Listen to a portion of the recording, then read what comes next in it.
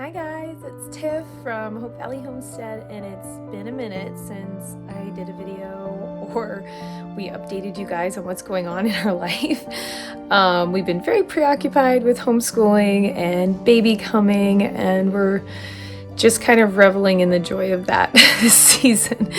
But I'm so excited to update you on some of the really cool things that have happened in the last 6 months. Eve and I have been able to pay off $30,000 since January on our debt snowball, which is actually a little over $30,000, which is so freeing.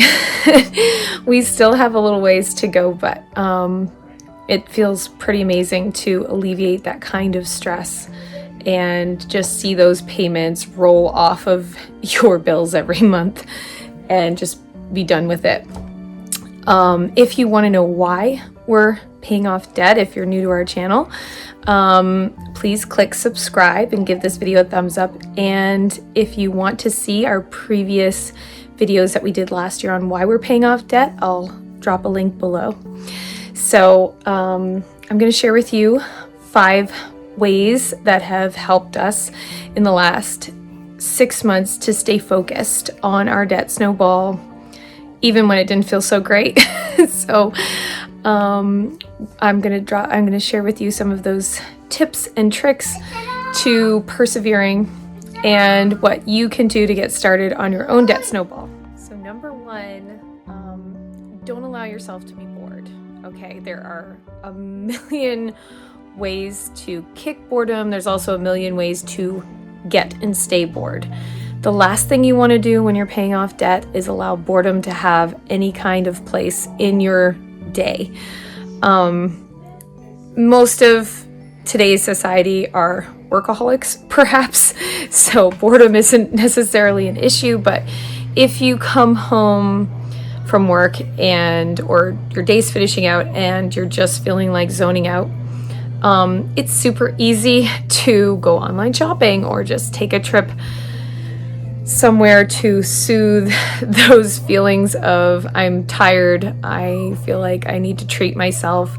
There are a few things that I do to avoid boredom, even though I'm very occupied from early morning until night with all of our kids. There are still moments throughout the day where I'm like, I need to do something that is not work related. One of the things that I love to do that really helps to change my mind is exercise. It's such a great mental shift, and I actually run some health groups that are very supportive for women, and we get together and encourage each other each day, and we use at-home programs that we have access to that really are so supportive, so amazing. And it has helped me get through this pregnancy with no back pain. And it's really kept my mind focused on the goal of paying off debt, believe it or not, because it just gives me such a natural boost, a serotonin boost, to be happy and continue about my daily tasks without having to go buy something to make myself feel good. So that really has helped me tremendously. Getting outside and getting some vitamin D. You can make yourself a coffee or an iced tea now that it's summer and go sit out on your deck or in your backyard, or go for a walk if you don't have a yard, and just get some fresh air and vitamin D. And it's free to do those things. So another thing that I do to kick boredom is to read more. I love reading, and we have tons of books that we've collected at used sales libraries that have a donation bin, thrift stores, things like that. And I also have cheaper books downloaded onto my phone through the Kindle app. And I can actually link that down below if you guys don't have Amazon Prime for this. It's really great to have access to these books for like a fraction of the price of buying them and having them shipped to you. I personally prefer to read books, physical books, hold them in my hand and read them, but when you're paying off debt especially, it's so much cheaper to just buy the Kindle version and download it onto your phone, and you get it instantly. So sometimes it's $5 or $6 instead of $20, and it's really worth it. So reading more. I also like to plan projects to do with our kids that are, or entertainment things that do not cost a lot of money, like a family movie night.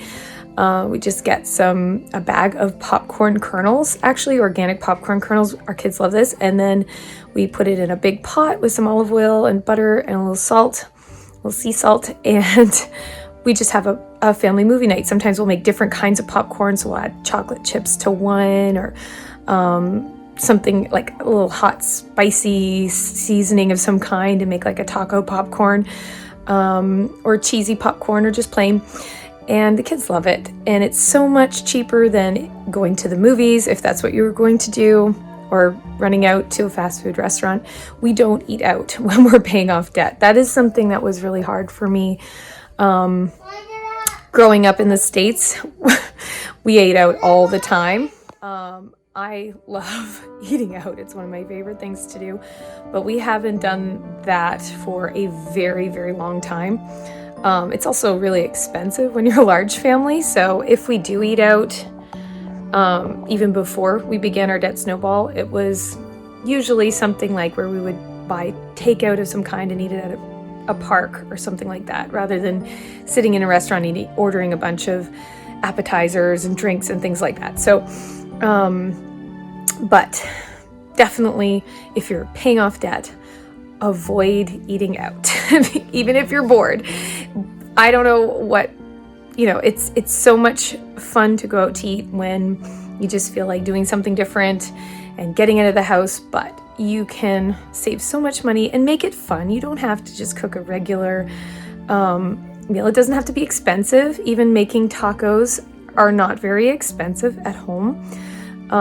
Some iceberg lettuce and making a big pot of chili is really one of the cheaper things, and adding in some rice on the side, and then you just fill it up with some lettuce. It's not very expensive and it's so much fun.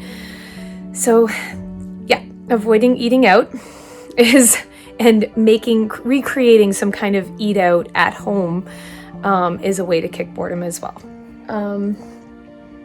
I think something else we love to do is, like I said, do projects with our kids.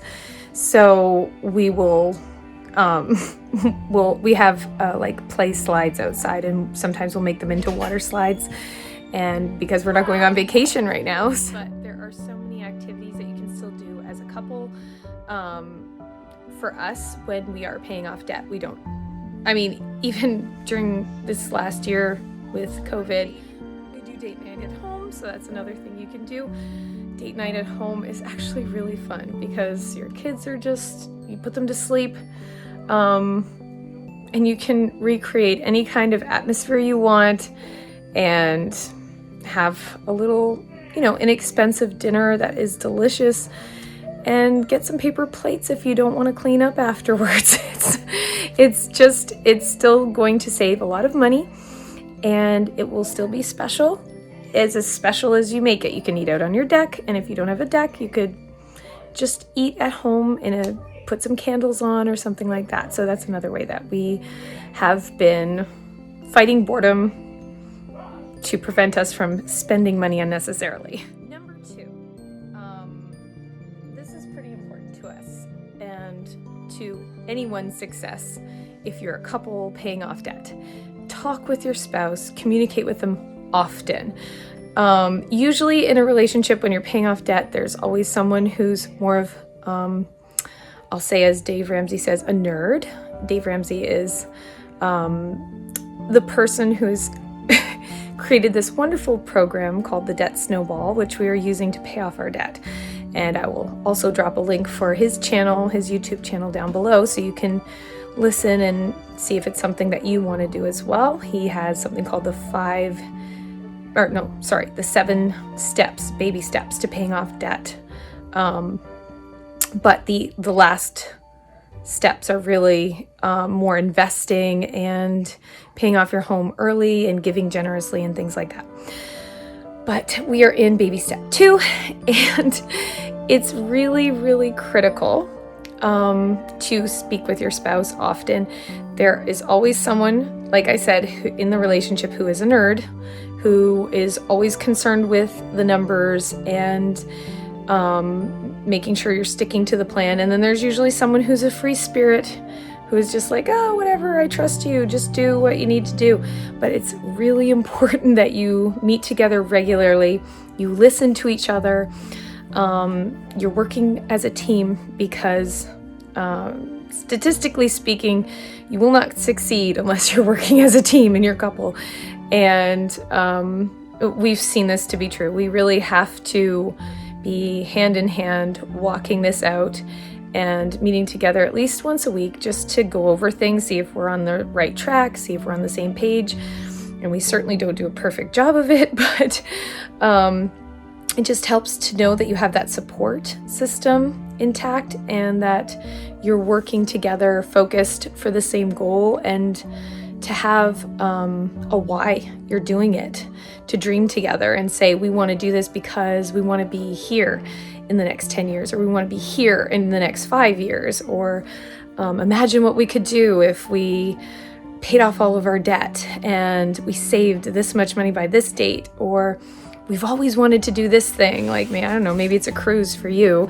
Even I have a few dreams that we've always wanted to do as a couple, and it can feel very overwhelming and impossible if you are swallowed up in debt payments every month. But the more you get rid of those payments and the more money you get to keep each month or throw at other debt, it's very freeing, and you start to actually believe that those dreams are possible. So work together with your spouse. That's number 2, and it is really like the number 1 thing you need to do as a couple if you're paying off debt. Number 3 is to unsubscribe from any promotional emails that you get that for stores you happen to really like, offering you sales or discounts or things. If it wasn't in your plan to spend money there on really bare necessities, then unsubscribe from those emails, because they're just temptations to go and spend money rather than setting it aside to pay off debt. If you need to, if you're an impulsive spender, unsubscribe from, or consider anyways, unsubscribing from Amazon Prime for a season, because I'm guilty of this. It's extremely easy to just make impulsive purchases on Amazon Prime. It is obviously a great way to save money if you order in bulk, or if you order dry good food sometimes, but or if you have special dietary needs. We do have some special dietary needs in our family for things like gluten-free flour, things like that. We still try to buy local first as much as possible, but I know that Amazon Prime can be very beneficial, but it can also be a huge temptation to spend more than you were planning on spending. So if it's ultimately saving you a lot of money every month, stick with it. If it is causing you to impulse buy more than you would save, it's better to just get rid of it for the season of paying off debt and subscribe to it later when you've hit your goal. So also unsubscribe or unfollow people on Instagram or Facebook who are, there are a million beautiful blogs and Instagram pages that I love of people promoting maybe clothing or books or home decor or something that really appeals to you, but or really appeals to me rather. But if it is causing you to desire every day to go on and I would love to, I could see this on my wall, or I really need a new piece of furniture. If it's causing dissatisfaction in what you currently have and causing you to want to change things within your home or in your life that will cost you more money, that are unnecessary right now in this season of paying off debt, just unfollow them for a season. You can write down their Instagram name or save it, but just unfollow them for a season. While you're paying off debt, get a friend or friends in your corner who are on the same page as you. Don't surround yourself with people who are going to make you want to spend money every single day by going out to eat, or let's go out to do this, or let's surround yourself with people. And I'm not saying to get rid of friendships over it, but I'm saying make sure you have people in your corner who understand your goal and your reason why you're doing this, who will support you. If you don't have that, there's a lot of great online communities, even on Facebook. Dave Ramsey actually has a Baby Steppers page where it's just a bunch of people paying off their debt or following the baby steps to financial freedom. And it's really a great supportive community, so it can help you stay on track. People drop questions there all the time. But if you can, surround yourself with people who are a little more conservative so that you feel it's not so difficult to stick to your goals. Eve and I are so blessed to have friends who are already way more conservative than we are, or we were. And we've learned a lot from them just by their example over the years and how wise they were and are. And a lot of them had never really heard of Dave Ramsey, but they paid off their home early.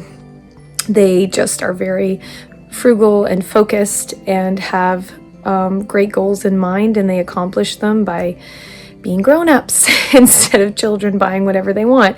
So it's really been helpful for us to see that incredible example in our own life and to have that support in a community setting. Last but not least, use cash whenever you can. This is number 5. Dave Ramsey's plan says to use cash only and use an envelope system where you divide up all of your basic needs into cash only envelopes, so you're not using your debit card and there's no more credit cards in the baby steps. That's one of the first things you do, is you cut up all your credit cards, and I can explain that more in a different video, but it's wonderful to not have a credit card. It is not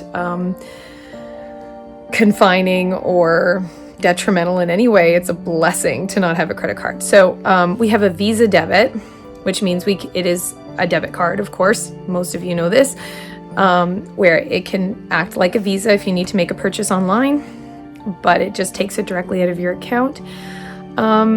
It is much easier to go with cash in sticking to your budget for this reason. When you use cash, studies show that you actually have the pain sensors light up in your brain when you're handing over cash versus when you're just clicking a card, because you are having a transaction with cash. You're handing someone cash.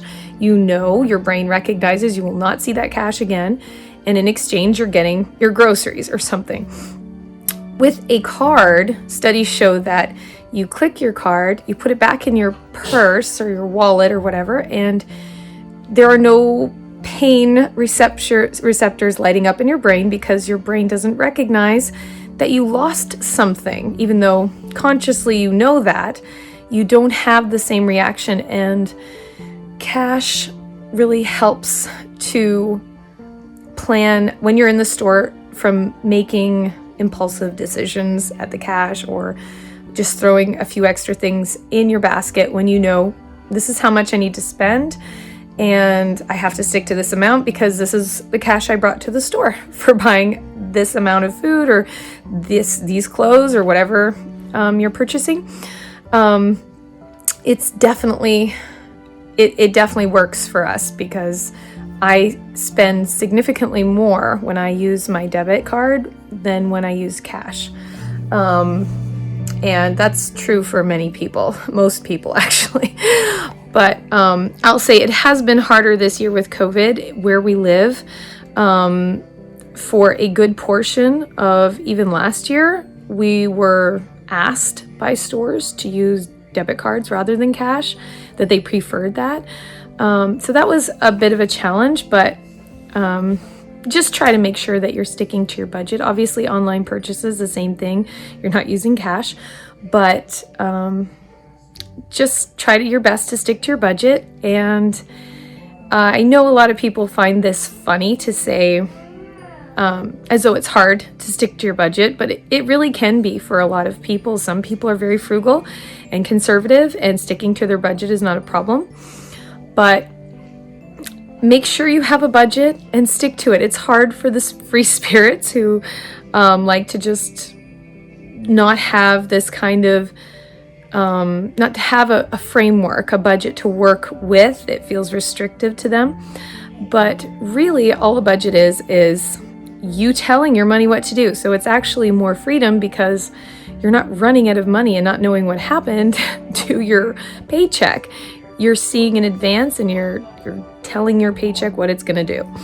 So these are really the methods that have helped us in the last 6 months to persevere and pay off more than $30,000 in debt since January. And it was not easy. It's not easy. It's hard to say no when there's just things you want to finish. There's things you want to. There's lots of aesthetic things I'd like to do to our home, but we're pausing everything to gain that freedom, so we can invest more in our family in the rest of our life. We won't have these burdens of debt anymore. And one of the critical pieces of paying off debt is to not go back in debt, because how foolish would it be to suffer it out for a period of time paying off debt and then to just turn around and go right back in. We've done that before. It's not a good idea. Don't do that.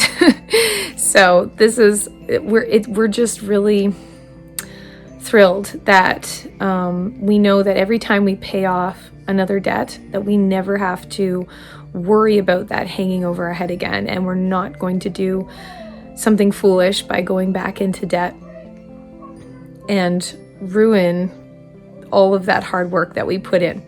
So if you feel encouraged or inspired to pay off debt, because the majority of society has debt today, please subscribe to our channel to stay updated on our continued debt journey, because we're not done yet, and some other tips and tricks that we will be sharing along the way.